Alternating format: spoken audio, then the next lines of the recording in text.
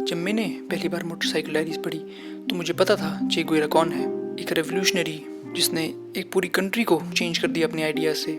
मुझे चे गुवेरा की हिस्ट्री पता थी, इसलिए मैंने सबसे पहले डिसाइड किया कि मैं मोटरसाइकिल डायरीज पढ़ूंगा। क्यों? क्योंकि वो चे गुवेरा ने उस समय लिखी थी जब वो 22-23 साल के रहे होंगे, जब उनकी ग्रेजुएशन होने वाली थी मेडिकल स्कूल से। तब उन्होंने डिसाइड किया कि मैं पूरी साउथ अमेरिका में ट्रैवल करूंगा। इस बुक से हमें पता लगता है the mind of a revolutionary, किस तरह से वो ग्रेजुअली उनमें एंगर आता गया, किस तरह से वो लोग थे, किस तरह से बीमारियां देख रहे थे लोगों के बीच, अनइक्वल डिस्ट्रीब्यूशन ऑफ वेल्थ देख रहे थे लोगों के बीच, किस तरह से देख रहे थे कि अमेरिकन जो इंडस्ट्रियलिस्ट थे वो साउथ अमेरिका में आ रहे थे और अपनी फैक्ट्रीज खोली हुई थी।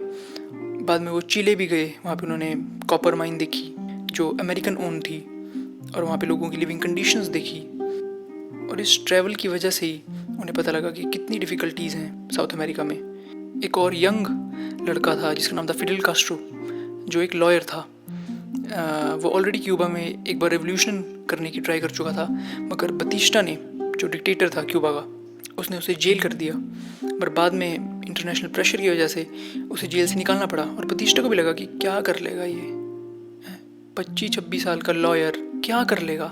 तो बाद में जब फिडेल कास्ट्रो निकले तो सीधा मैक्सिको भाग गए, और उस वक्त मैक्सिको में कौन ट्रैवल कर रहा था? चे गुवेरा। वहाँ पे मैक्सिको में ये दोनों मिले, चे गुवेरा और फिडेल कास्ट्रो। और वैसे ही चे गुवेरा बहुत परेशान था ये सब चीज़ें देख के। तो जब वो फिडेल कास्ट्रो से मिले, जब उन्होंने उन्हें समझाया कि क्या चल रहा है और हमारा क्या प्लान है, तो तब इनका अलायंस फॉर्म हुआ, फिडेल कास्ट्रो और चे गुवेरा।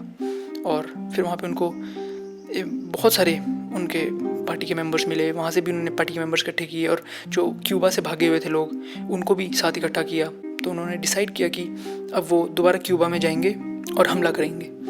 तो इसके लिए उन्होंने एक बोट खरीदी। तो रफली आप कह सकते हो $15,000 to $18,000 में उन्होंने एक ओल्ड बोट खरीदी जिसका नाम था ग्रैंडमा। 25 नवंबर 1956 जब वो पूरी तैयारी के साथ आर्म्स, एम्यूनिशंस, अपने बहुत सारे सोल्जर्स, 82 सोल्जर्स लेके, और ये अपने आप में कहानी है किस तरह से उनकी वो जर्नी रही, कौन सी डिफ़िकल्टीज़ उस जर्नी में आई, क्योंकि उनको एक्सपीरियंस नहीं था बोट से ट्रैवल करने का, वाटर से ट्रैवल करने का। तो किस तरह से उनको डिफ़िकल्टीज़ आई, किस तरह से सब बीमार पड़ने लग गए, और उन्होंने क्या क्या किया, वो अपने आप में कहानी है। उसके बाद 2 दिसंबर को जब वो पहुँचे क्यूबा, तो उनको पता लगा कि जो क्यूबन गवर्नमेंट थी उनको पहले ही पता लग चुका था कि रिवोल्यूशनरीज आ रहे हैं। तो ग्रैंड मा के लैंड होते ही क्यूबन गवर्नमेंट ने उनको कन्फ्रंट किया और उनके ऊपर हमला कर दिया। 82 में से लेस देन 20 अलाइव हुए। और इसके लिए भी एक कहानी है जो उनकी एक कॉमरेड ने बताई है, उनकी एक साथी ने बताई है चे गुवेरा के, कि हम सोचते थे कि चे गुवेरा सिर्फ बातें करते हैं, और किस तरह से वो बहुत स्ट्रिक्ट हैं। उनके जो साथी थे उनको लगता था बस बातें ही करता है, देख लेंगे जब आएगा मौका क्या करता है ये।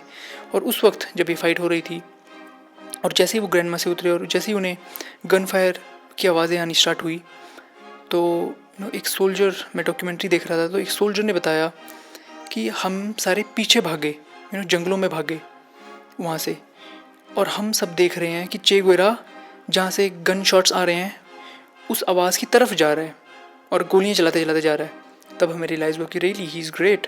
और वहाँ भी उन्होंने फिर सेम किया, वहाँ पे जंगल में छुप गए, एम्यूनिशंस, आर्म्स कलेक्ट करना स्टार्ट किया, लोगों से बात करनी स्टार्ट की, उन्हें समझाना स्टार्ट किया कि वो क्या सोचते हैं और किस तरह से उनको भी फ्री होने का मौका मिलेगा अगर वो लड़ेंगे हमारे साथ।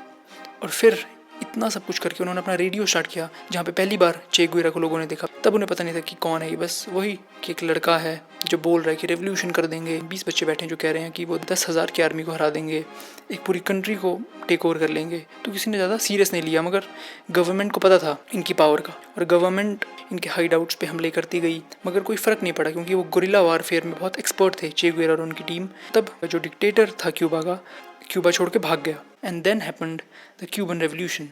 और किस तरह से अगर आप वीडियो देखोगे इंटरनेट पे, किस तरह से 25 साल के, 30 साल के लड़के एक पूरी कंट्री को टेक ओवर कर रहे हैं, किस तरह से वो अपना विक्ट्री मार्च कर रहे हैं। फिडेल कास्ट्रो प्रेसिडेंट बने और चे गुवेरा को बहुत सारी मिनिस्ट्रीज़ मिली, फॉरेन मिनिस्टर बने, मिनिस्टर ऑफ इंडस्ट्रीज़ बने।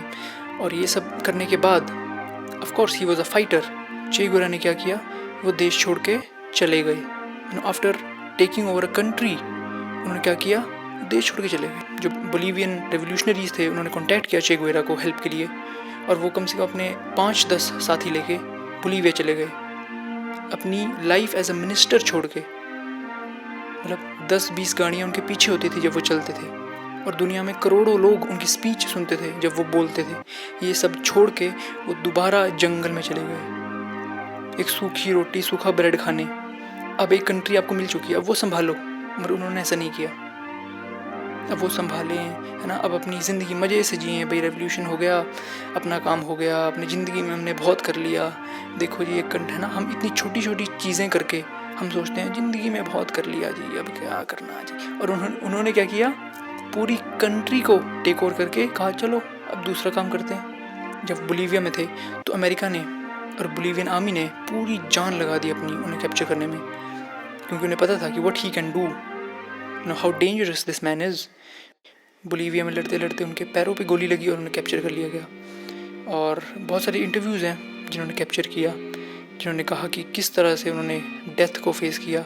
बोलीवियन सोल्जर ने जिन्होंने उनको कैप्चर किया था चे गुवेरा को, तो वो बताते हैं कि जब मैंने उन्हें कहा कि I am sorry I can not save your life, Bolivian army से ऑर्डर आ चुके हैं कि आपको मार दिया जाए, तो उस वक्त चे गुवेरा खड़े हो गए सीना तान के और वहाँ खड़े रहे। आप उसकी डॉक्यूमेंट्री देखोगे या इंटरव्यू सुनोगे तो उन्होंने बोला हुआ है कि मैं बहुत हैरान हुआ, मुझे अच्छा लगा कि एक डिग्निफाइड एनिमी मेरे सामने खड़ा है। और एक बार एक इंसिडेंट भी उन्होंने बताया कि एक बार ना मैंने दरवाज़ा खुला छोड़ दिया था, कहीं से मुझे गन शॉट की आवाज़ सुनाई दी, तो ना मैंने ना चेक करने के लिए चे गुवेरा का, जहाँ पे चे गुवेरा लॉक थे वहाँ का दरवाज़ा खुला छोड़ दिया। और जब मैं वापस आया मैंने देखा चे गुवेरा वहीं बैठा हुआ है, वो भागा ही नहीं वहाँ से, और आसपास कोई भी नहीं था। तो जाते जाते भी उन्होंने बोलीवियन आर्मी के ऑफिसर्स को इम्प्रेस किया, और तब उन्हें वहाँ पे एग्जीक्यूट कर दिया गया। और बाद में उनके साथ भी बहुत उनकी बॉडी छुपा दी गई, ताकि कोई, उन्हें पता था, बोलीवियन आर्मी को, अमेरिकन्स को पता था कि he is a legend now, मरने के बाद तो ये और बड़ा लेजेंड बन जाएगा, है ना। तो उसकी बॉडी छुपा दी गई।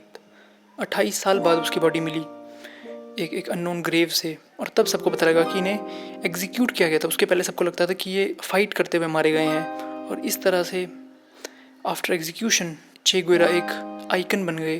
तो ये थी कहानी चे गुवेरा की। आप ज़रूर बुक्स पढ़िएगा, डॉक्यूमेंट्रीज देखिएगा, you will get inspired. Thank you.